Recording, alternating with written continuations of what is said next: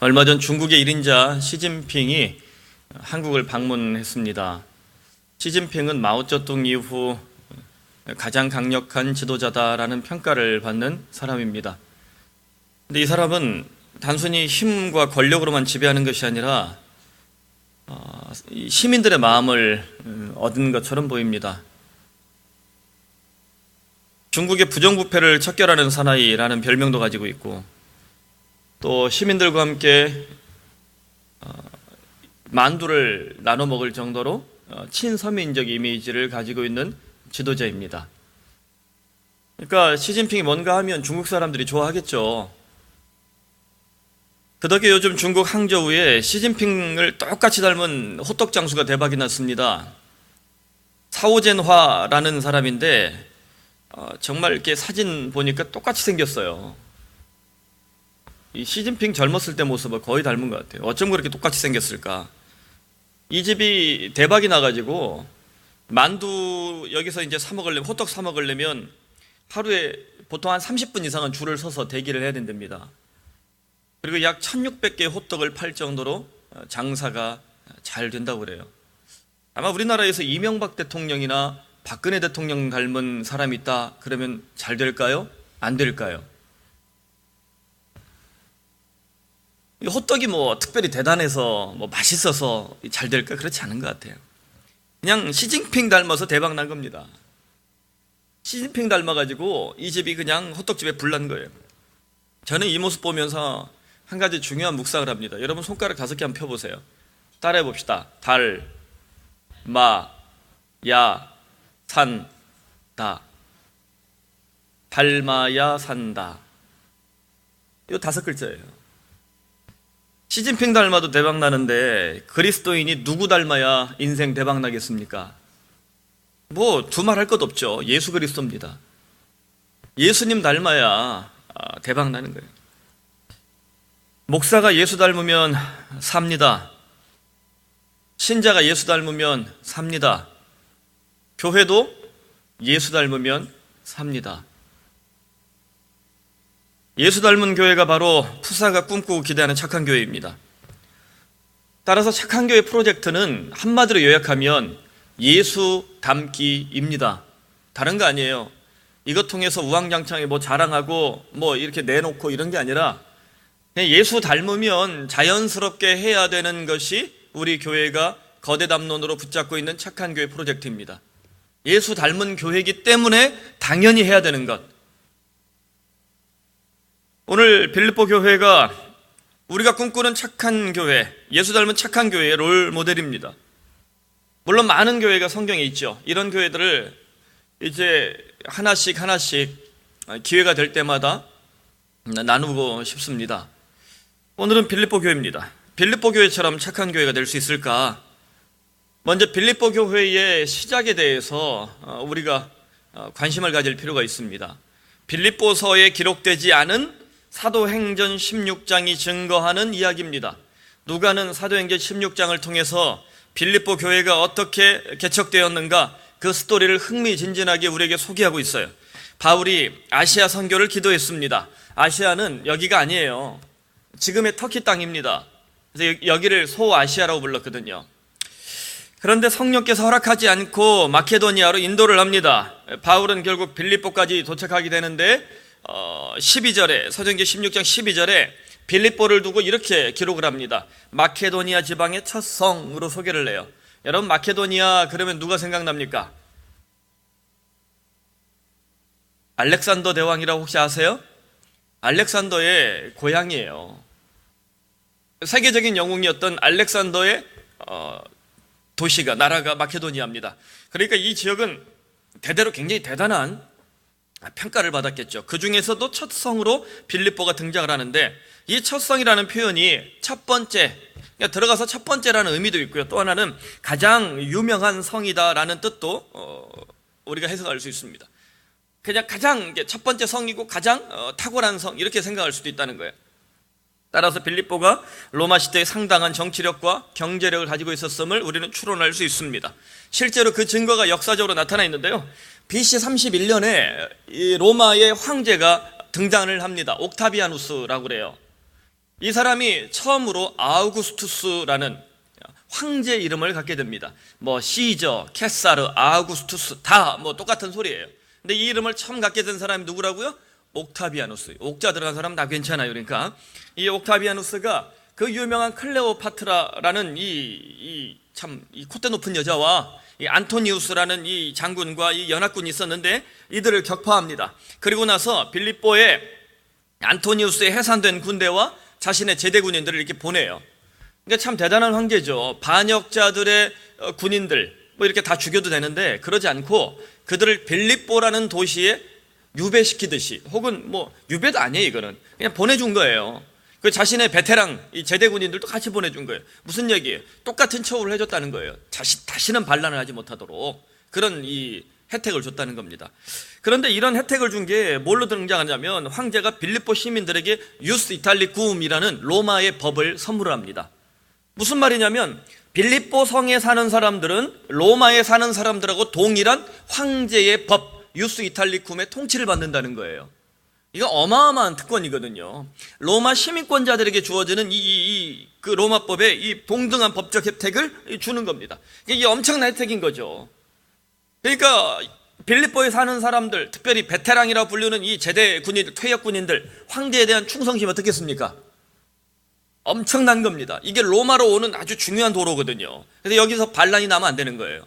그래서 저쪽에서 동방에서 군대가 몰려와도 그 도시, 빌립보에 있는 도시라든가 데살로니가에 있는 도시라든가 이 중요한 목진지에서 이들을 이렇게 차단할 수 있도록 그렇게 만들어 놓은 거예요.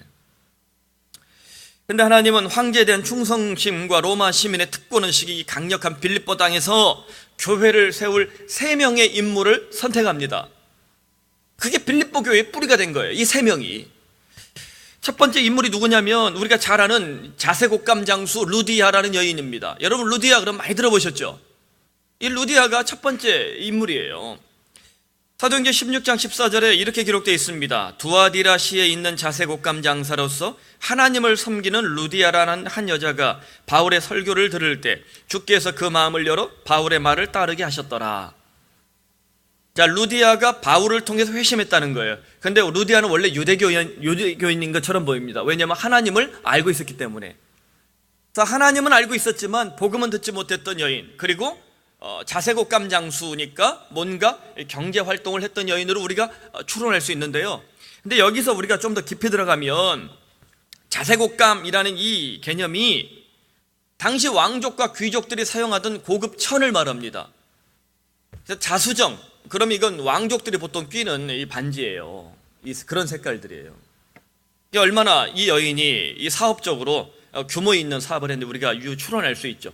이게 명품 천을 한 겁니다. 저 중국의 도떼기 시장에서 대충 갖다 놓은 이런 천이 아니에요. 시진핑 칭찬하고 짱게 욕하면 안 되는데 아무튼 이런 후진 천이 아니라는 거예요. 굉장히 비싼 고급 천을 유통하던 사람이에요. 근데 주로 이 천을 누가 쓰겠습니까? 왕족 또는 귀족들이에요. 그러니까 신분이 괜찮은 사람들이 쓰겠죠. 따라서 루디아는 자기 공장과 직원들을 어느 정도 큰 규모로 운영하는 명품 의류 사업가로 볼 수 있다는 거죠. 그러니까 루디아가 예수 믿으면 어떻게 되겠습니까? 그 공장에 함께 있는 가업에 일하는 일꾼들과 그 식구들 모두 다 누굴 믿어요? 예수 믿게 돼요. 뿐만 아니라 루디아가 일하면서 거래하는 거래처 사장들이나 일꾼들이나 많은 사람들에게 루디아가 예수 믿었대, 루디아가 바울을 통해서 예수 그리스도를 만나게 됐대라는 소문이 퍼지면 어떻게 되겠습니까? 루디아 성격이 아주 고약하고 더러운 여자면 그 사람들이 예수 안 믿을 거고, 루디아가 아주 고결하고 착하고 괜찮은 여인이고 거기다 이쁘기까지 해요. 그러면 주변에 있는 사람들 어떻게 되겠습니까? 예수 믿는 통로가 생기는 거죠. 그러니까 이런 대단한 여인인 거예요. 따라서 루디아를 사도 바울이 이게 회심시키기 위해서 굉장히 많은 힘을 쏟았던 것으로 추측할 수 있습니다. 두 번째 인물은 귀신 들린 여종입니다. 여러분, 이 여종은요, 점을 치는 귀신이 들렸어요. 그러니까 돈을 벌 수 있겠죠. 그래서 주인이 이 귀신을 통해서 돈을 버는 거예요. 이 귀신 들린 여종만 있으면 주인은 다른 일 안 해도 돈을 많이 벌어요. 요즘도 여러분 점 치는 사람들 돈 많이 법니다. 저기 무당 기독교 있잖아요. 무당 기독교, 무독교라고. 이게 점 치듯이 이렇게 뭐 하는 이상한 이 기독교도 아니, 그런 게 기독교예요. 이런 사람들도 돈 많이 벌어요. 뭐 예언은사 있는 것처럼 이상한 말 해가지고 그러니까 예언이란 뜻이 그런 뜻이 아닌데 아무튼 이상하게 끌고 가요. 사람이 내일 일을 알고 싶은 욕망이 있잖아요. 여러분 성경대로 우리가 찬송가 참 잘 만들었어요. 내일 일은 난 몰라요. 하루하루 살아요. 이게 성경적인 겁니다. 그러니까 이 귀신 들린 여종이 돈을 많이 벌어주니까 주인이 이 여종을 아주 이렇게 잘 모셨겠죠. 근데 바울이 이 여종이 귀신 들린 것을 보고 귀찮기도 하고 괴롭기도 하고 불쌍하기도 해서 복음으로 이 귀신을 쫓아냅니다. 그 결과 이 여종이 귀신으로부터 자유를 얻게 돼요. 생전 처음 가장 이 자유로운 인생, 가장 사람다운 인생, 여자로서 이렇게 좀 여성의 삶을 살 수 있는 기회를 얻게 됐습니다. 그런데 이 여종이 이렇게 자유를 얻게 된 다음에 그 꼴이 정말 이게 마음에 들지 않은 사람이 생겼죠. 누구겠어요? 이 여종 때문에 돈 버는 이 주인입니다. 주인이 돈줄이 끊어진 거 보고 바울을 그냥 고발해서 감옥에 가둬버려요. 여러분, 이 기득권 세력, 이 특권의식이 이처럼 악랄합니다. 법을 쥐고 있고 돈을 가지고 있고 권력을 가지고 있는 것처럼 보이는 이 기득권 세력이 타락하면 이렇게 악랄할 수 있어요. 인권이고는 뭐가 없어요.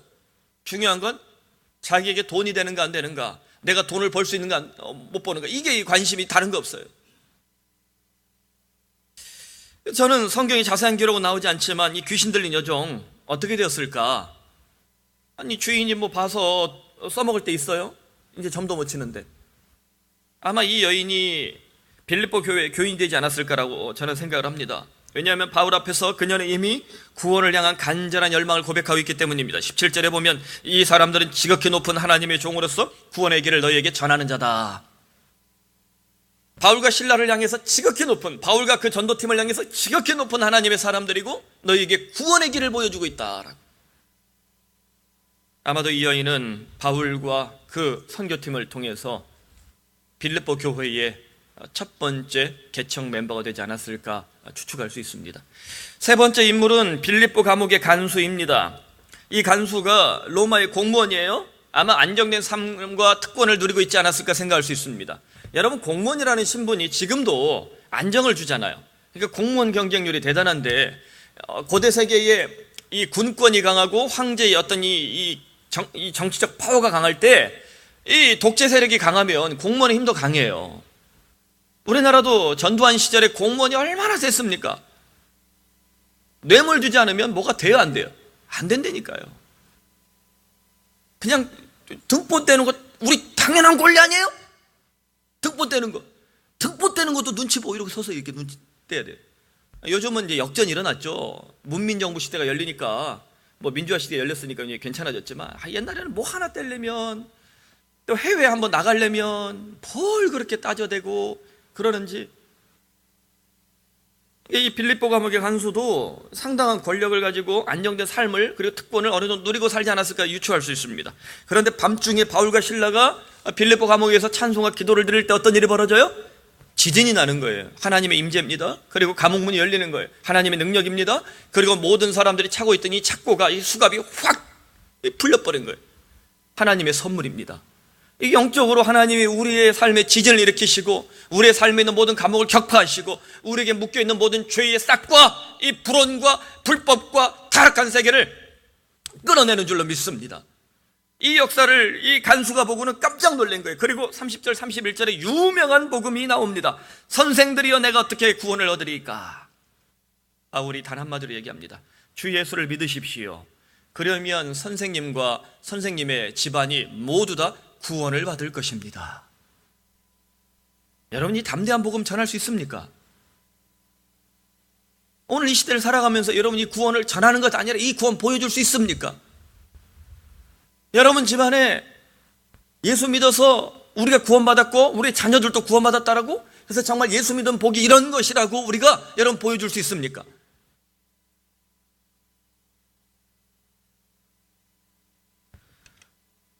결국 간수는 물리적 지진 앞에서 영적 지각 변동을 일으키고 예수 그리스도를 자신과 온 가문의 구원자로 영접합니다. 우리가 이렇게 보면 빌립보 교회를 세운 세 명의 인물들 이렇게 요약할 수 있는데 어떤 인물로 보입니까? 루디아는 경제적 인물이고 귀신 들렸던 여종은 사회적 인물이고 그리고 빌립보 감옥의 간수는 정치적 인물로 볼 수 있습니다. 뭐 경제, 사회, 정치, 그러니까 이런 이 다양한 인맥들이 이 교회의 뿌리가 됐다는 거예요. 빌립보 교회는 그냥 대충 세워진 교회가 아니라 이런 다양한 배경을 가진 사람들이 모여서 교회가 만들어졌다는 걸 알 수 있습니다. 하지만 이 세 사람이 모두 빌립보 성에서 상대적 약자들이라는 사실을 기억하시길 바랍니다. 상대적 약자예요. 다들 뭐 경제적으로 잘 사는 것 같고 또 사회적으로 괜찮은 것 같고 혹은 정치적으로 어느 정도 특권을 가지고 있는 것 같지만 빌립보 성이라는 이 빌립보 시티에서 황제의 특권을 가진 더 우월한 계층, 더 기득권층 앞에서 상대적 약자들이었다는 거예요. 당시 빌립보가 로마의 특권을 가진 이 퇴역군인들, 즉 베테랑들에 의해서 장악되었다는 것을 제가 얘기했습니다. 그러니까 여러분, 황제의 이름을 가지고 또 유스 이탈리쿰, 즉 로마의 법령을 가지고 살고 있는 이들이 얼마나 파워가 셌겠습니까? 독재의 시절, 야만의 시절에는요, 이런 군사적 배경을 가진 이 퇴역군인들, 로마의 퇴역군인들이 얼마나 힘이 강했겠어요. 그러니까 그들이 사건 사고마다 얼마나 많은 압력과 또 이렇게 주장을 냈겠어요. 여러분, 오늘날도 하물며 이런 시대에도 정치적으로 빽쓰고 뭘로 빽써서 죄가 아닌 것처럼 만들려는 아주 희한한 시도를 하잖아요. 그래서 여러분, 우리나라 너무 욕하지는 마세요. 중국의 칭화대 출신의 제 친구가 하는 얘기가 아시아에서 가장 민주화된 나라가 대한민국이다라고 부러워합니다. 우리가 이 땅에 사니까 그렇지 진짜 민주화된 나라예요. 그 민주화된 증거 중에 하나, 경찰 두들겨 패도 여러분 잡혀가진 않잖아요. 미국 같으면 총 맞아 죽어요. 어딜 경찰을 건드려. 그러니까 우리나라는 그냥 막 민주화를 어디까지 요구하는지는 참, 그러니까 이 정치인들도 또 정치적 민주화가 뭔지를 잘 모르고 사니까 뭐 이 국민과 저 지도 세력 간에 이게 좀 뭔가 모를 안타까움이 있는 것 같아요. 그래도 저는 우리나라가 그래도 대통령 욕해도 잡혀가지 않는 것만 해도 요즘 감사합니다. 참 그것만 해도 감사해요. 사실 이런 압력과 부정부패 앞에서 살기가 얼마나 힘들어요. 사업 현장에, 일상생활에, 정치 현장에 뇌물과 압력과 부패가 심한 사회, 여러분 그런 시대를 겪으면 정말 너무너무 살기 어렵습니다. 지금 우리 20대, 30대만 해도 그런 세대를 잘 모를 거예요. 참 힘든 시대였어요. 뭐만 걸리면 뇌물을 줘야 되는 거예요. 뭐만 걸리면. 그러니까 여러분 한번 생각해 보세요. 루디아가 로마법을 악용하는 귀족들 앞에 그 귀족들이 입어야 될 이 천을 공급하니까 경제적으로 얼마나 참 이 상대적 약자였겠습니까? 돈 많이 번다고 행복한 거 아니에요. 부정부패가 왕노릇하면 돈 많이 버는 것이 오히려 자기에게 정말 죽을 것처럼 힘든 문제가 될 수도 있다는 거예요. 똥파리가 똥 많은 곳에 끼지 꽃 있는 곳에 끼는 거 봤습니까? 또 이 여종 같은 경우도 주인에게 이 법령에 따라, 로마 법에 따라서 합법적 착취를 당할 수 있는 사회적 약자였습니다. 주인의 소유예요. 노예는 죽일 수도 있는 거예요. 그러니까 법이 그렇게 정해놓고 있으니까 합법적 착취를 하는 거예요. 오늘날 우리 사회에도 노동계의 노동 현장에 만일 합법적 착취가 가능한 구조가 있다면 이건 저항을 해야죠. 이건 잘못된 거죠. 간수의 경우도 정치적으로 뭐 힘이 있어 보이지만 기득권의 압력 아래 있기 때문에 퇴역군인들이 뭐 사고 일으키고 음주운전하고 걸려 들어오면 압력 넣고, 야 이거 좀 봐줘, 그러면 너 나중에 목 잘릴 수 있어, 이렇게 압력 넣으면 어떻게 돼요? 부정부패를 눈 감아줘야 되는 이 정치적 약자였습니다.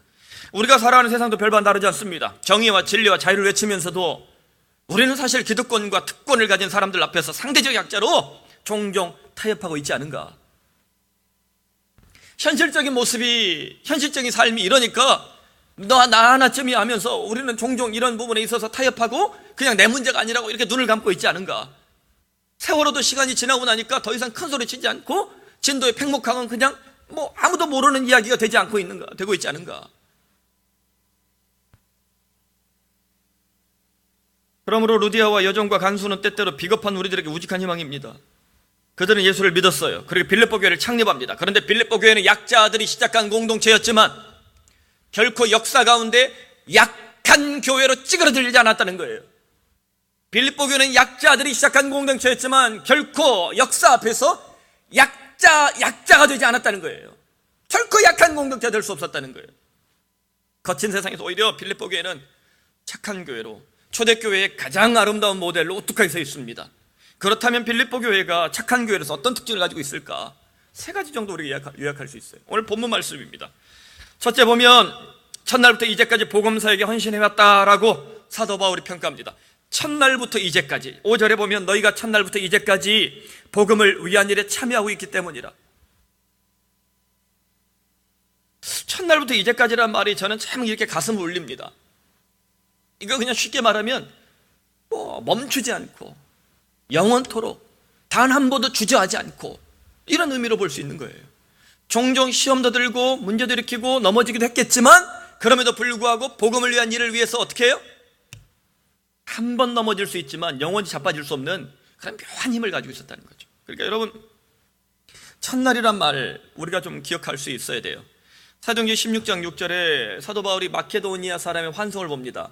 드로아, 트로이의 목마 기억하시면 돼요. 드로아에서, 참 한국말로 번역 잘했죠.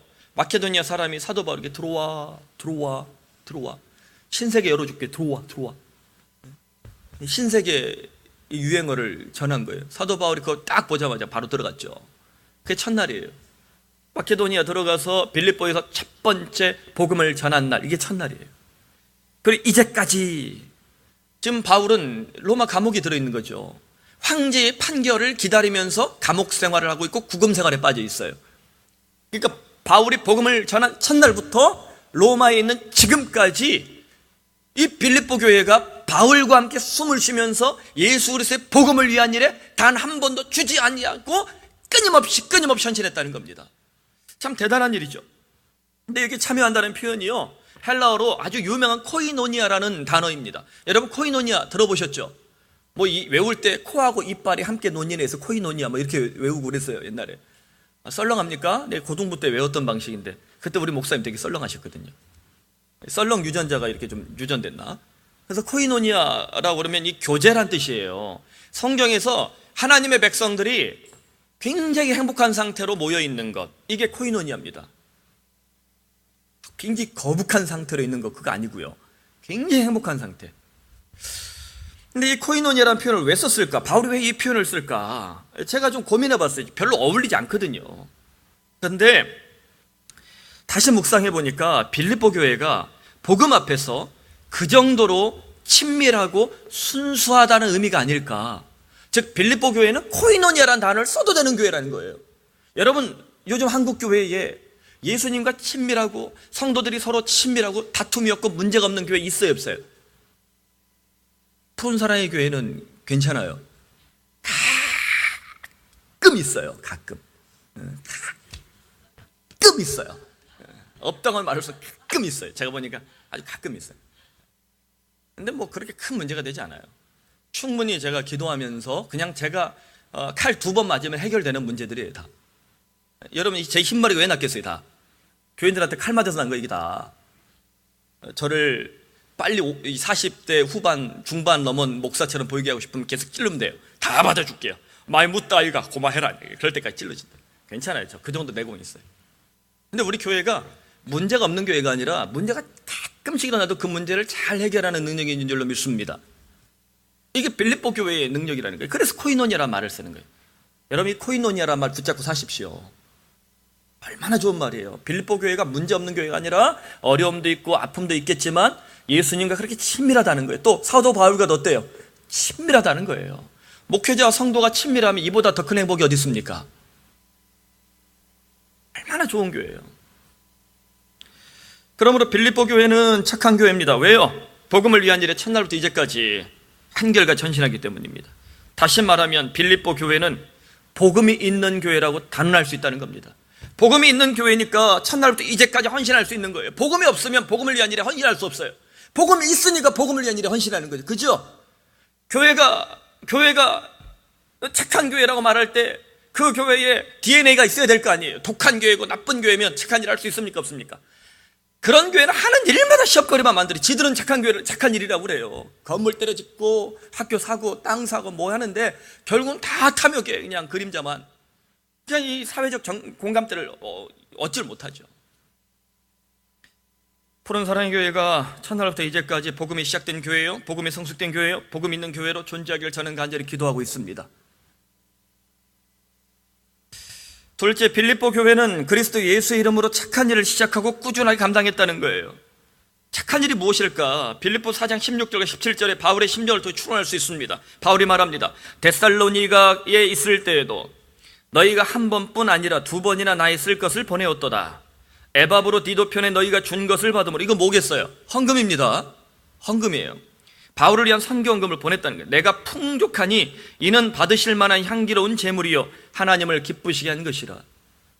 그러니까 바울이 무슨 이렇게 자비량 선교사였다라고 그래갖고 그거 하나로만, 그 한 문장만 가지고 막 싸움 거는 교인들이 참 많은데, 성경을 좀 자세히 보세요. 로마 시대의 소피스트 궤변론자들이 막 궤변을 털어놓고 철학을 강론하고 모자를 돌려요. 돈을 걷어서 먹고 살았어요. 바울이 로마 세계에 가서는 결코 돈을 받은 적이 없습니다. 왜냐하면 자신도 새로운 철학을 말하는 소피스트로 오해받을까봐 그렇게 하지 않은 거예요. 하지만 그가 이 복음을 전해드린 현장에서 교회가 헌금하고 헌신할 때는 당당히 요구하고 또 당당히 받았었어요. 그러니까 여러분, 성경을 너무 하나만 가지고서 참 이게 문제가 많아요. 그래서 바울이 지금 데살로니가에 있을 때 두 번이나 성교헌금을 풍족히 받았대요. 그러므로 빌립보 교회는 착한 교회라는 겁니다. 왜요? 착한 헌금을 기쁨으로 감당하기 때문입니다. 빌립보서의 별명이 뭔지 아세요? 바울의 헌금 영수증이에요. 바울 사도가 빌립보 교회로부터 받은 헌금을 기쁘게 사용하고 내가 이와 같이 기쁘게 써서 하나님의 일을 감당했다라고 헌금 영수증을 보내주는 겁니다. 헌금 영수증이에요, 이게. 기억하셔요. 헌금 얘기하니까 벌써 지금 귀 닫고 마음 닫고 이런 분들이 있는데 제발 그러지 마세요. 제가 헌금 얘기를 거의 한 적이 없지만 오늘 본문에서 이 내용은 성경이 강조하는 부분이기 때문에 어느 정도 질서를 좀 만들려고 합니다. 바울이 감옥에 갇혀 있을 때 빌립보 교회 성도들이 보낸 헌금이 도착했습니다. 그래서 지금 1장 3절부터 시작되는 바울의 감격적인 고백이에요. 바울이 로마 감옥에 갇혀 있을 때 그때 좀 자유가 있거든요. 그를 이게 서포트할 수 있는 일꾼도 쓸 수 있고요. 그리고 음식도 사 먹어야 되고요. 그런 이제 환경들이 있었어요. 그런데 이제 선교헌금이 없으면 거기에 가택연금 받았을 때 집값도 못 내고 또 사람들 찾아오는 일들이 있어서 복음 전도도 못 하는 거죠. 그래서 교회가 된 거예요, 가택연금 장소가. 근데 이걸 운영할 수 있게끔 바울이 전혀 아무것도 할 수 없으니까, 구금 상태니까 아무것도 할 수 없으니까 빌립보 교회가 착한 헌금을 보내준 겁니다. 바울이 얼마나 감사했겠어요. 그 어떤 교회도, 자기가 개척한 수많은 교회들 중에 그 어떤 교회도 제대로 생각하지 않고 있는데 빌립보 교회가 보내온 거예요. 그러니까 감격한 거예요. 3절 4절에 내가 너희를 생각할 때마다, 내가 빌립보 교회를 생각할 때마다 나의 하나님께 감사하며 간구할 때마다 너희 무리를 위하여 기쁨으로 항상 간구하고 있다. 여러분, 이 고백이 얼마나 대단합니까? 이 너희, 빌립보 너희, 이게 누구냐면 빌립보가 부자가 아니에요.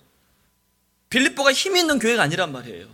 그들도 먹고 살기 힘들 정도로 어렵고 그들도 정말 이게 약자란 말이에요. 그런데 이렇게 어렵고 힘든 교회가 자신들이 정말 3, 3, 5 모여서 헌금을 모아가지고 이 착한 헌금을 바울을 위해서 보내주고 있는 거예요. 그들의 이 어려움과 환경을 잘 아는 이 바울의 입장에서 그 헌금을 받아놓고 얼마나 눈물을 뚝뚝 흘렸겠습니까? 그런데 바울이 자신이 더 많은 애정을 쏟아부었던 고린도 교회를 향해서는 이 헌금 얘기를 전혀 안 해요. 거의 안 합니다. 고린도 후서에서 예루살렘 교회가 지금 이 기근을 받고 있으니까 너희가 헌금해라라고 담대히 요구할 때 그때 말하지 나머지 얘기를 안 해요. 또 내가 너희와 함께 있을 때 비용이 부족하였으되, 이 고린도 교회에 있을 때 바울이 선교 헌금이 부족했대요. 비용이 부족하였을 때 아무에게도 누를 끼치지 아니하였으면 고린도 교회는 아예 얘기를 안 한 거예요. 시험 들까 봐. 마케도니아에서 온 형제들이 나의 부족한 것을 보충하였습니다. 마케도니아에서 온 형제들 누구일까요? 그래서 그가 말합니다. 내가 모든 일에 너희에게 폐를 끼치지 않기 위하여 스스로 조심하였고 또 조심하리라. 고린도후서 11장 19절 말씀이에요. 11장 9절 말씀이에요. 바울이 고린도 교회에 있음에도 불구하고 거기 있을 때도 고린도 교회로부터는 헌금을 받아요, 안 받아요? 사례비를 받아요, 안 받아요? 안 받은 거예요. 여러분, 김 목사도 고린도 교회처럼 이렇게 사역하길 원하는 교인들이 벌써 눈이 반짝반짝 할 것 같아요. 왜 그러냐면 고린도 교회가 이 문제가 있기 때문에 헌금 얘기하면 시험 드니까 아예 얘기를 안 한 거예요. 마케도니아에서 온 형제들이 누군가 사도행전 18장 5절에서 추론할 수 있는데, 실라와 디모데가 마케도니아로부터 내려와서 바울에게 선교헌금을 전달했다는 기록이 있습니다. 그러니까 실로와 디모데가 갔다 온 거예요. 그러면 이 마케도니아에서 온 형제들, 구체적으로 누구냐? 빌립보 교회로 볼 수 있는 거예요. 뭐 데살로니가 교회도 볼 수 있지만 빌립보 교회가 대표적으로 선교원금을 모아서 바울에게 보내준 거죠. 그런데 이때가 언제냐면 빌립보 교회가 사도 바울과 만난 지 대략 10년이 지난 때예요. 개척해놓고 거기만 돌본 게 아니라 바울이 선교자로서 계속 선교사 돌아다니니까 10년 동안 사실은 그 교회만 집중하지 못했단 말입니다. 그런데도 불구하고 빌립보 교회 성도들이 사도 바울을 기억해요? 기억하지 못해요. 기억해요. 뿐만 아니라 그의 이 복음 사역을 위해서 자신들이 가진 힘을 쏟아붓고 있는 거죠. 고린도 교회는 바울이 18개월 동안 눈물로 개척한 교회입니다. 교회가 타락했을 때 고린도 전후서를 썼고 뿐만 아니라 잊혀진 편지를 해서 2권의 성경을 더 쓴 교회, 4권의 편지를 받은 교회예요. 이게 대단한 교회죠. 게다가 학력, 은사, 재물로 유명한 초대교회였습니다. 다시 말하면 고린도 교회는 부자 교회였어요. 이 고린도가 그리스 지역에서 굉장히 잘 사는 해양 도시였거든요. 경제 수도였습니다. 오늘날로 말하면 강남 땅이에요. 강남 스타일 그러면 뭔지 아시겠죠? 싸이 스타일이죠. 그러니까 이 싸이 같은 기독교인들이 많았던 것 같아요. 제대로 헌신 안 한 거죠.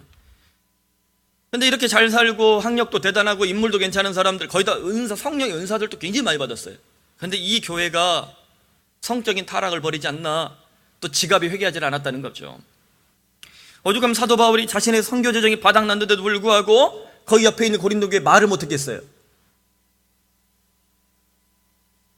저도 우리 푸른 사랑의 교회에서 헌금 얘기 안 하잖아요. 그러니까 오죽한 말을 못하겠어요 제가. 18세기 영국의 위대한 복음 전도자 존 웨슬리의 독설이 어떻게 보면 굉장히 위트가 넘칩니다. 나는 네 돈 주머니가 회개하기 전에는 네 회개를 믿지 않겠다. 18세기 영국에서 제일 큰 교회를 만든 사람이에요. 굉장히 강력한 복음 전도자였어요. 죽을 때까지 말을 타고 복음을 전하다가 죽을 때 돼서 말에서 내려오고, 그리고 새벽에 복음을 전하고 조용히 소천한 하나님의 사람입니다. 오죽하면 그 부흥하는 이 수만 명이 모이는 이 영국의 대단한 대표적인 목사님도 이 얘기했겠어요. 착한 교회는 착한 헌금을 할 수 있습니다. 이게 정상입니다. 착한 교회는 돈의 관점이 아니라 하나님 주신 자산의 관점에서 이 헌금을 하기 때문에 그래요. 그러므로 우리는 고린도 교회인가 아니면 빌립보 교회인가? 우리는 독한 교회인가 아니면 착한 교회인가? 우리 교회의 앞으로 나아갈 방향이 바로 이 근거에서 고민을 해야 될 주제입니다. 셋째, 빌립보 교회는 예수 그리스도의 심장으로 사역하는 교회였다라고 바울이 말합니다. 바울이 간절한 사랑을 다음과 같이 고백해요. 8절 말씀입니다. 내가 예수 그리스도의 심장으로 너희 무리를 얼마나 사랑하는지 하나님이 내 증인이시니라. 내가 예수 그리스도의 심장으로 너희 무리를 얼마나 사랑하는지 하나님이 내 증인이시니라. 이게 성경에서 가장 유명한 구절 중에 하나잖아요. 저는 이 뜨거운 사랑 앞에서 빌립보 교회 현장을 다시 한번 묵상해 봅니다. 그냥 바울만 예수 그리스도의 심장을 가지고 있었을까? 바울만 이렇게 짝사랑했을까? 내가 예수 그리스도의 심장으로 너희 무리를, 너희 빌립보 교회를 얼마나 사랑하는지 하나님이 내 증인이다라고 바울만 이 짝사랑을 고백했을까? 아니라는 거예요. 여러분, 이 사랑이라는 건요, 나만 하면 짝사랑이고 외사랑이고 독한 사랑이에요. 이런 건 드라마에만 나오는 거예요. 진정한 사랑은 이 사랑과 여기 있는 사랑이 같이 소통하는 겁니다. 이게 진정한 사랑이에요. 누구나 인정하는 사랑, 누구나 기뻐하는 사랑, 이게 아름다운 사랑이죠. 누가 보기에 이상한 사랑? 끝사랑이에요. 앙대요 이런 거예요. 세상에서 불륜이라고도 말하기도 하고, 또 아니 남자와 여자가 결혼하는 게 정상이지, 더 이상 말을 안 하겠습니다. 또 요즘 이상한 사람이 많아서. 여러분, 이 사랑이라는 건요, 심장에서 막 쿵닥쿵닥 뛰는 거예요. 그러니까 바울에게만 이게 있는 게 아니라 빌립보 교회 안에도 이 예수 그리스도의 심장이 있었다는 걸 우리가 알 수 있어요. 그러니까 통하는 거죠. 심장은 헬라어로 스플랑크논이라는 단어입니다. 이 뜻이 내장이라는 뜻이에요. 이 내장. 원래 내가 예수 그리스도의 내장으로 너희 무리를, 이러면 여러분 조금 이 똥냄새 나잖아요. 내가 예수 그리스도의 오장육부로 너희 무리를, 이 좀 똥냄새 나죠. 그러니까 심장을 이렇게 참 좋잖아요. 오장육부 중에 심장. 번역 이건 좀 잘한 거예요. 우리말로 의역을 잘한 겁니다. 근데 스플랑크논이 내장이라는 뜻인데, 당시 헬라 사람들이 이 단어를 쓸 때는요, 감정을 표현할 때 써요. 특히 동정심과 사랑의 어떤 이 근원, 뿌리, 샘터의 의미로 썼습니다. 컴패션이에요. 이 동정심과 사랑이 이게 샘솟는 이 현장, 이걸 스플랑크논으로 쓴 거예요. 그러니까 여러분 보세요. 사랑과 동정심, 이게 착한 교회의 특징이란 겁니다. 착한 교회가 왜 착한 교회가 돼요? 예수 그리스도의 심장이 있고 예수 그리스도의 아주 이 애걸복걸한 사랑이 있는 거예요. 그래서 이 안에서 동정심이 일어나고요. 이건 단순한 인간에 대한 이 마음이 아니라 하나님이 신적으로 주는 이 거룩한 고통입니다. 하나님 우리 볼 때 얼마나 큰 고통을 가지고 보십니까? 우리는 얼마나 많이 하나님을 상처 입힙니까? 우리가 죄 지을 때마다 우리는 회개하면 되지만 하나님 우리 회개 때문에 그 죄를 스스로 상처받으시면서 하나님이 쓰레기 쓴 이 피를 뿌려야만 되는 거예요. 이게 사랑과 동정심이 이 건강한 교회의 특징입니다. 그러므로 여러분, 교회에 올 때 노예적인 불안을 느끼면 어떻습니까? 교회에서 지독한 불평과 처량한 분노를 느끼면 어떻습니까? 만일 그런 교회라면 이 교회는 착한 교회가 아닙니다. 빌립보 교회는 착한 교회라고 단언할 수 있습니다. 왜요? 사랑과 동정심의 센터이기 때문입니다. 빌립보 교회 가면 사랑이 넘칩니다. 빌립보 교회 성도들은 동정심이 넘칩니다. 그래서 만나면 기도하고 싶고요. 만나면 서로를 위해서 배려하고 싶은 거예요. 만나면 좋은 친구 빌립보 교회, 이런 거예요. 여러분, 이런 교회 다니고 싶지 않습니까? 이런 교회 세우고 이런 교회 섬기고 싶지 않습니까? 그러므로 푸른 사랑의 교회는 예수 그리스도의 심장이 있는가? 우리는 예수 그리스도의 심장 곧 사랑과 동정심이 우리 안에 거룩한 질서로 자리 잡고 있는가? 켈로그 경영대학원의 필립 커틀러 교수라고요. 이 사람이 마케팅 이론의 대가입니다. 그래서 마케팅 3.0이라는 새로운 이슈를 설파를 했는데요. 마케팅 1.0은 초급 단계로 소비자의 머리에 호소하는 방식이라는 거예요. 예를 들어 냉장고가 있다 그러면 우리 회사 냉장고는 다른 회사 냉장고에 비해서 절전 기능이 탁월하다. 에어컨을 팔 때는 우리 회사 에어컨은 다른 회사에 비해서 습속 바람이 상쾌하다. 이러면서 만들어내는 거예요. 물론 거기에는 김연아와 손현재의 싸움이겠지만, 김연아 좋아하는 사람은 삼성, 손현재 좋아하는 사람은 LG 이렇게 사겠죠. 근데 물론 그렇게 하겠지만 일단은 이성적인 거에 이게 얘기한다는 거예요. 또 마케팅 2.0은 중급 단계로 감성을 자극하는 방식입니다. 그래서 옷을 팔 때 이 브랜드 입으면 당신은 장동건, 원빈, 김태희, 전지현이 될 수 있다. 설마요? 설마요? 당신도 이 브랜드를 걸치면 그렇게 될 수 있다라고 이렇게 감정을 자극하는 거예요. 아유, 택도 없는 소리예요. 원판이 다릅디다. 그렇게 감정을 자극하는 거예요. 그러니까 이 사람이 필립 커틀러 교수가 마케팅 3.0의 시대가 왔다는 거죠. 이게 고급 단계라는 거예요. 이건 사람들의 영혼에 호소하는 방식이라고 설명합니다. 그래서 환경에 신경 쓰고 사회에 좋은 일도 많이 하는 회사라면 내가 특별한 무엇을 주지 않더라도 그냥 좋다, 이거예요. 착한 기업은 그냥 좋다는 거예요. 그래서 그 회사의 제품은 믿고 사주고 싶다는 거죠. 여러분, 그런 마음 들잖아요. 혹시 여러분 다판다 그 제품 쓰겠어요, 안 쓰겠어요? 세모 스쿠알렌 드실래, 안 드실래? 그거 잘못 들으면 상어 같은 인간 돼요. 유병헌 구원파가 왜 그렇게 됐냐면 세모 스쿠알렌을 너무 많이 쳐드셔서 다 상어같이 된 거예요. 조스. 어디로 갔는지 모르잖아요. 조스가 잠수하면 잘 모르는 것처럼 유병헌이를 찾지를 못하는. 그러니까 이런 거 안 사죠. 왜요? 불법적인 것 같고 잘못된 것 같은 거 안 사죠. 요즘 CF 광고 보면요, 기업이 어떤 광고할 때 굉장히 공익적인 모습을 강조합니다. 그거 제일 잘하는 데가 SK예요. SK가 참 잘해요. 공룡이 풀 뜯어먹던 시대부터 해갖고 막 이렇게 광고를 굉장히 잘해요. 마케팅이라는 말만 들어도 자발적으로 시험에 드는 분들이 있을지 모르겠습니다. 마케팅에 물든 교회 이런 책 때문에 그거 반만 보시고 반은 안 보셔도 돼요. 그게 다는 아니니까. 제가 마케팅 교회 개척가 없어 써본 적도 없습니다. 제가 마케팅 기법 교회 적용하자는 말이 아니라 그렇게 경제 활동하고 경영 원리를 가지고 고민하는 사람들의 이 고민을 교회도 좀 더 해보자는 거예요. 우리 한국 기업이 얼마나 독한 이미지로 지금까지 버텨왔어요. 이성에 호소하고 감성에 호소하던 방식, 해서 사람들 툭하면 자르고 사람에 대해서 동정심 갖지 않고 직원을 평생 고용하지 않으려고 그러고 뭐 쓸모없으면 내보내고 50대 되면 다 병신 돼서 나오고 이런 기업은 굉장히 잘못된 기업이죠. 사회가 정말 건강한 사회는 임금 피크제를 동원해서라도 골고루 먹고 살 수 있게끔 만들어주는 게 건강한 사회예요. 안전 보장이 좀 돼야죠. 근데 사실 우리나라가 이걸 이제 고민할 때가 왔죠. 교회도 이런 치열한 고민을 좀 배워야 됩니다. 한국 교회가 저는 가만 보면요, 마케팅 1.0 혹은 2.0에 머물고 있다고 생각합니다. 마케팅 1.0과 같은 교회는 이성에 호소하는 초급 수준이에요. 이성은 매우 유용하지만 자칫 사람의 마음을 냉담하게 만들고요, 그리고 틀에 갇힌 교회를 양산할 수도 있습니다. 우리가 가지고 있는 이 교리가 최고야. 우리 장로교 합동이 최고야.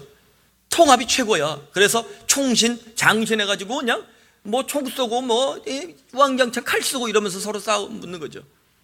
우리 침례교는 제세를 주니까 최고야. 뭐 순복음은 성령이 계셔. 뭐 거기만 있나? 성령이 너무 많으니까 감옥 가도 두려움이 없잖아요. 두려움이 없는 복음을 전하시죠. 아니 얼마나 새벽을 많이 깨웠으면 장로가 자살을 합니까? 부끄러운 얘기예요. 부끄러운 얘기. 뭔 교회에 비자금 800억이 필요하고 그래요. 참 우리 교회 감사한 건 비자금 만들 게 없어서 감사해요. 우리 저 부목사들이 그런 얘기 하더라고요. 어디 교회에 이제 목사들 만나고 요즘 교회개혁 운동한다는 교회 2.0 목사들이 가끔 찾아오는데 막 자랑을 해요. 그리고 가요. 그럼 우리 뭐 장 목사나 김 목사 그런 얘기해요. 목사님 근데 우리는 그냥 이거 우리 교회는 일상 아니에요 목사님? 그러더라고요. 왜 그래요? 우리는 뭐 썼습니다 뭐 했습니다 그러면 다 알잖아요. 우리는 뭐 했는지 교인들이 다 알잖아요. 아니 우리 교회 보면 사실 뭐 그렇게 우리는 기본인데 그거 엄청 대단한 것처럼 얘기한다고 그런 얘기를 해요. 그게 제가 굉장히 감사했어요. 제가 우리 부목사님들 참 잘 모시고 살고 있구나. 기본 아닌가. 마케팅 2.0과 같은 교회는 감정에 호소하는 오늘 많은 교회 이미지로 보입니다. 요즘 많은 교회가 막 뭐 사람들 이렇게 세우고 불러볼래 자꾸 막 쏴요. 그럼 자빠지고 막. 여러분 복음은 자빠진 사람 이렇게 세우는 거지 일은 선 사람 자빠뜨리는 거 아니에요. 가끔은 자빠져도 돼요. 좀 어지럽고 좀 배고프면 자빠지셔도 되는데 복음은 자빠진 사람 이렇게 세우는 능력인 줄로 믿습니다. 왜 자빠지? 푸른 사랑의 교회 오면 자빠진 사람 일으키는 교회예요. 이게 복음이죠. 이제 감정에 호소하니까 성경도 다 그냥 감정에 호소하는 이 심리학적, 인문학적 복음을 좀 더 이렇게 본문 분석하고 이러면 잘 안 들으려고 그래요. 오늘도 한 2명 졸고 있던데 저 다 감정에 호소하는 교회 다녀서 그래. 이런 교회는 사람의 마음을 터치해서 그 회복시키는 장점이 있어요. 이게 중요해요. 저 이거 굉장히 중요하다고 생각해요. 근데 자기만 생각하는 사회성 없는 신자와 세상의 감정에 무관심한 수도사적 교회를 만들 수도 있다는 것, 이게 단점인 거예요. 여러분 교회가 막 부흥했고 힘 있는 것 같아요. 그런데 이 교회들이 세상이 뭘 고민하는지 아무런 관심이 없어요. 그냥 우리는 수도사예요. 우리만 구원받으면 되는 거예요. 교인들 또 이 교회 다니면서 밖에서 그 교회에 대해서 뭘 비평하고 어떻게 이 교회가 살겠으면 좋을지에 대해서 아무런 생각 안 해요. 베드로가 그런 복음을 좋아했잖아요. 그러니까 예수님 뭐라고 그래요?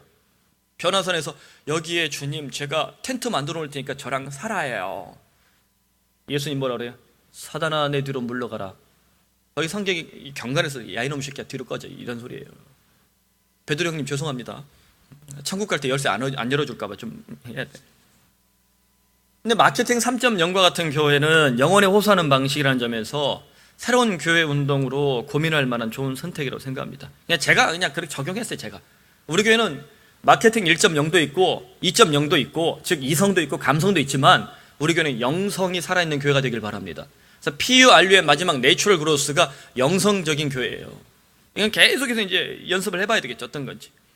하지만 기본적으로 제가 생각하는 영성은 다음과 같습니다. 사람을 향하는 교회, 삶의 현장에 공공의 진리를 실천하는 교회, 그래서 사람들의 마음에 감동을 주는 교회, 이것이 영성적 교회라고 저는 믿습니다. 왜 교회가 영성 말하면 방언 말해야 되고 저 방언해요. 왜 교회가 뭐 이렇게 막 뭐 성령 은사 받으면 뭐 막 입신해야 되고 해요. 해 그거 틀린 거 아니에요. 그거 해요. 근데 식당에서 제발 큰 소리는 기도하지 마세요. 하나님 아버지 감사합니다 이러면서 식당에서 밥 먹을 때 큰 소리 기도하시면 재수 없어요. 다 좀 조용하게 경건하게. 안 할 수 있으면 각도하고 먹어도 좋고. 그게 영성이죠. 다른 사람에게 내가 가진 복음 때문에 폐를 끼치지 않는 거예요. 사람들의 마음을, 또 공공의 유익을, 혹은 이 공공의 이 진리를, 이 복음이 찾아낼 수 있는 것, 이것이 진정한 영성 아니겠습니까? 바로 그런 교회가 사람들이 먼저 찾아오고 싶은 착한 교회 롤 모델입니다. 여러분, 빌립보 교회가 이런 착한 교회 모델입니다. 빌립보서를 한번 여러분 읽어보세요. 꼴랑 4장이에요. 넉 장밖에 안 돼요. 오늘 여러분 집에 가셔서 무한도전 이러지 마시고 빌립보서 이러면서 좀 읽어보세요. 좀. 꼴랑 4장밖에 안 되니까 30분도 안 걸려요. 1박 2일 이거만 좀 이거 아니구나. 빌립보서 해가지고 꼭 읽어보세요. 1장부터 4장까지 몇 장 안 돼요. 저는 신대원 다닐 때 사실 등록금 낼 돈이 없을 때, 또 장학금이 안 나왔을 때, 또 이 가족들이 생활할 때 뭔 까마귀를 그렇게 많이 목사들은 먹고 사는 나는 까마귀 한 마리가 없었는지. 저는 목회할 때 사실 까마귀 없어요. 까마귀는 사실 잘 보면 마귀잖아요. 그러니까 별로 필요 없는 것 같아요. 그러니까 참 힘들고 어려울 때요, 혼자 이 도서관에서 공부할 때 빌립보서를 참 많이 읽었어요. 빌립보서 읽다 보면 그냥 환한 기쁨이 있고요, 구절구절마다 뭔가 힘을 주는 메시지가 있어요. 빌립보서 딱 열면 그냥 내가 착한 사람 되고 싶은 열망이 생겨야 돼요. 오늘 가서 꼭 읽어보세요. 저는 푸른 사랑의 교회가 오늘 이 시대의 빌립보 교회가 되기를 간절히 소원합니다. 첫날부터 지금까지 그리스도 예수의 착한 일을 시작하고 하나님과 세상 사람들 앞에서 예수 닮은 착한 교회가 되기를 바랍니다. 그 핵심이 착한 교회 프로젝트라는 우리 교회의 거대 담론입니다. 2년 전에 영하 20도의 이 혹한에서 시작됐던 이 착한 집 고치기가 기원이었어요. 뭐 별로 신경 안 쓰고 했던 거예요. 어떻게 일하실지 몰랐기 때문에. 근데 지금 1년에 한 4개의 집 우리가 선택해서 올 수리를 해가지고 이 사회적 약자들이 좀 주거에서 편안하게 살 수 있도록 그렇게 보장을 합니다. 또 원래 착한 개척교회 프로젝트가 시작됐습니다. 지금부터 나누라라는 주님의 음성이 새벽에 울리면서 이걸 좀 교인들이 오픈했고, 재정부에 오픈하고, 또 푸른위원회 오픈했는데 다들 그냥 흔쾌히 마음을 열어주셨어요.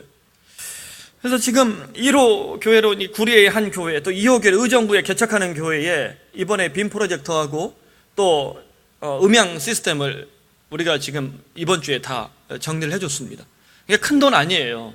우리 교회가 200명, 300명대 교회이기 때문에 그 범위 내에서 기준을 가지고 1년에 2개 정도 생각하는데, 이 교회가 좀 더 커지면 그 금액을 늘리려고 그래요. 숫자를 늘리는 방법도 있고 금액을 늘리는 방법도 있을 거예요.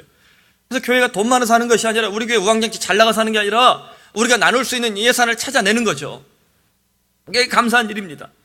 그래, 착한 선교 프로젝트가 첫 사역을 준비 중입니다. 농촌 의료 선교, 곧 블레싱 태안이 그것인데요, 이 사역에 대략 50명 정도 출동합니다. 하지만 저는 우리 교회 모든 교우들이 기도와 헌금으로 동참할 수 있기를 바랍니다. 여러분, 오늘 제가 좀 담대히 얘기하겠습니다. 못 가시는 분들은 착한 헌금하셔서 이 사역이 이 대략 한 1,000만 원 정도 모든 사역들까지 하면 들어가는 사역인데, 여러분 할 수 있다면 착한 헌금으로라도 이 사역에 동참해 주시길 바랍니다. 아멘 크게 안 할 줄 알았어요. 2부에는 하길 바랍니다. 여러분, 푸사가 꿈꾸는 착한 교회 프로젝트는 단순한 구호가 아닙니다. 저는 이게 제자 훈련의 새로운 현장이 되길 바랍니다. 저는 푸사 스타일의 제자 훈련을 착한 교회 프로젝트로 세상과 교회 앞에 올곧게 보여주고 싶어요. 오카눔 목사님이 만들어 놓은 제자 훈련이 새로운 것이 아니었습니다. 한국 교회가 그전부터 가지고 있었지만 찾아내지 못했던 거예요. 근데 오카눔 정신을 통해서 제자 훈련이 교회 안에 프로그램으로 잘 자리를 잡았어요. 근데 저는 거기에 머물지 않길 바랍니다. 이 제자 훈련의 정신이 이 푸른 사랑의 교회에서 푸사 스타일로 교회와 세상 앞에서 하나님께 일하시는 새로운 방식으로 우리가 내놓을 수 있기를 바랍니다. 그러므로 여러분, 푸른 사랑이 착한 교회다, 푸른 사랑이 착한 교회다, 이렇게 담대하게 선명하게 주님 앞에서, 더 나아가 세상 앞에서 우리 외칠 수 있겠습니까? 그 외침의 주인공, 예수 닮기 원하는 바로 우리들이 되기를 간절히 소원합니다. 기도합시다.